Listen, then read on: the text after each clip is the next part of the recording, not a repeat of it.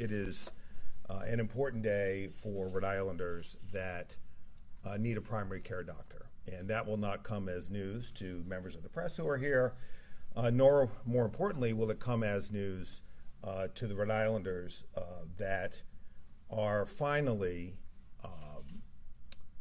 dealing with the healthcare crisis that some of us have seen, and frankly, all of us in leadership should have seen coming now for some time.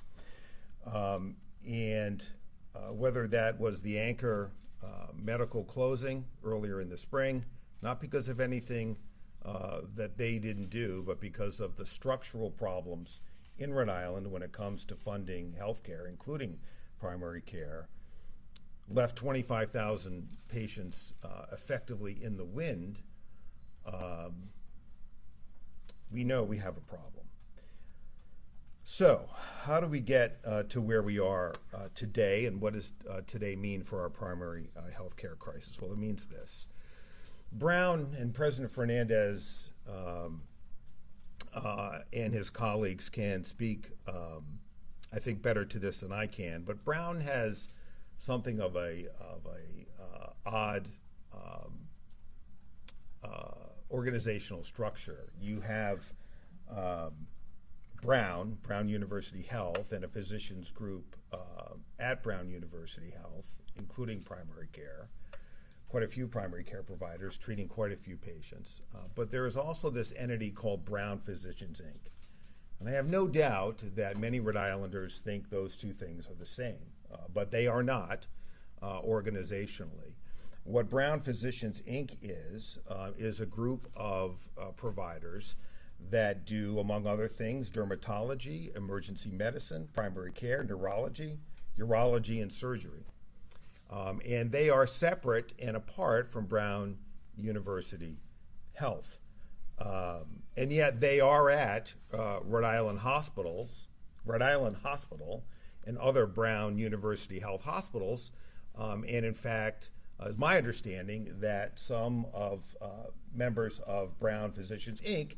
Have been or are department chairs of various components of Brown University Health. The bottom line is there's a lot of overlap there. And so organizationally, it has been Brown's, both BPI's and Brown University Health's intention to bring those two groups together. Now, I have a responsibility under Rhode Island law to ensure that when entities that do similar business, whether it be in healthcare or anything else, combine, that does not lead to a restraint in trade or commerce or lessen competition in a way that harms Rhode Islanders. So when Brown University Health and BPI brought to our attention that this was a transaction that they were interested in completing, we undertook last year a review of the transaction, looking at it under our antitrust authority, which again looks to determine whether or not this combination would restrain trade or commerce or lessen competition. We have now concluded that review,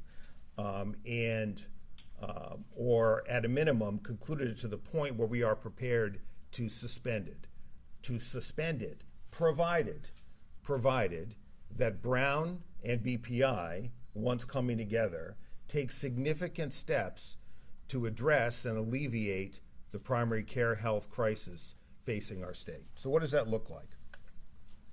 We are requiring that Brown University Health take on 40,000 additional new primary care patients over the next 4 years. That is, and as you'll see on some of the slides that are passing through behind me, that is a significant increase over what those two entities are currently seeing combined, and we believe it will be a major step forward in alleviating our primary care crisis.